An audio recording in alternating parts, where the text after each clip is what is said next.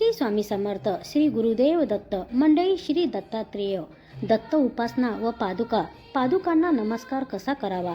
पादुका हे शिव आणि शक्ती यांचे प्रतीक आहेत व नमस्कार करताना त्रास होऊ नये म्हणून पादुकांच्या खुंट्यावर डोके न ठेवता पादुकांच्या पुढच्या भागावर डोके ठेवून नमस्कार करावा.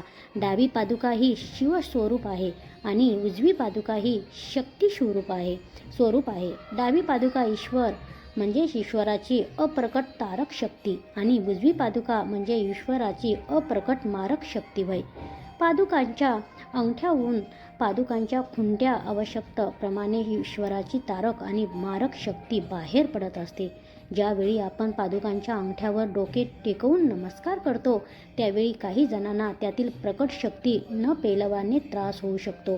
यासाठी पादुकांना नमस्कार करताना शक्यतो डोके पादुकांच्या अंगठ्यावर न टेकवता पादुकांच्या पुढच्या भागावर, जेथे संतांच्या पायांची बोटे येतात तेथे टेकवावे. ही श्री दत्तात्रेयांच्या उपासनेत अनेक ठिकाणी पादुका पूजनास महत्त्व आहे. श्री दत्तात्रेय हे गुरु स्वरूपात सर्वत्र आढळत असल्यामुळे त्यांच्या चरणपूजेचा महिमा वाढलेला आहे. दत्त संप्रदायात गुरुपेक्षा गुरुचरणांचा महत्त्वाचे स्थान आहे.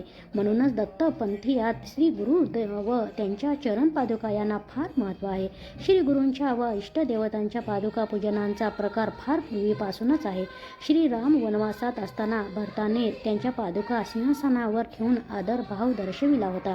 अतिशय प्रिय व्यक्तीविषयी, थोर व्यक्तीविषयी आदर दाखविणे म्हणजे त्यांच्या पायावर डोके ठेवणे. यातील आणखी एक रहस्य असे की श्रेष्ठ सत्पुरुषांची सारी दैवशक्ती त्यांच्या चरणात एकवटलेली असते.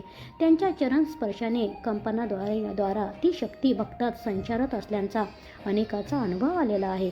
म्हणूनच अनेक दत्तस्थानात दत्तमूर्तीपेक्षा दत्तपादुकांना महत्त्वाचे स्थान मिळालेले आहे. गिरनार शिखरावर दत्तात्रेयांच्या पादुकाच आहेत. गाणगापूर येथे श्री नरसिंह सरस्वती यांनी निर्गुण पादुकाचं मागे ठेवल्याची एक कथासुद्धा आहे. नरसिंहवाडीलाही दत्तपादुकांचीच पूजा केली जाते. देवगिरीवर जनार्दन स्वामींच्या समाधीस्थानी पादुकाच आहेत. विष्णूचा जसा शाळीग्राम तसे दत्तोपासनेत दत्तांच्या पादुकांना महत्त्वाचे स्थान आहे. या दत्तपादुकांची पूजा सगुण व निर्गुण स्वरूपात केली जाते. म्हणूनच मी ठेवितो मस्तक ज्या ठिकाणी तेथे तुझे सद्गुरू पाय दोन्ही, असे नम्रपणे नतमस्तक होऊन म्हटले जाते. श्री गुरुदेव दत्त. दत्त जयंतीच्या खूप खूप शुभेच्छा. श्री स्वामी समर्थ. श्री गुरुदेव दत्त. श्री स्वामी समर्थ महाराज की जय.